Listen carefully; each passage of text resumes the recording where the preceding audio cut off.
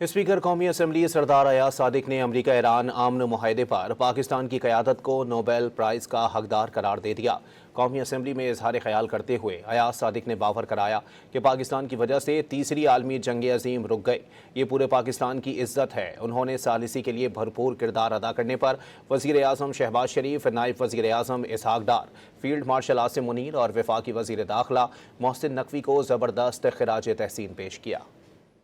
अल्लाह ताला ने ये एज़ाज़ पाकिस्तान के हिस्से में आया है कि जिसमें पाकिस्तान को वो इज़्ज़त मिली जिसकी वजह से तीसरी जंग अजीम शायद होने से रुक गई। इज़्ज़त जो बनी है ये हम सब की इज़्ज़त बनी है। मैं वज़ीर आज़म पाकिस्तान को कोशिश काविश से कल रात को जो पेशरफ्त हुई वो मुमकिन नहीं थी। मैं मोहतरम डिप्टी प्राइम मिनिस्टर साहब को भी मुबारकबाद पेश करता हूँ। मैं chief of defence forces field marshal Syed Asim Munir साहब की अनथक मेहनत को भी खिराज तहसीन पेश करता हूँ। मोहसिन नकवी साहब के मुसलसल राब्ते की भी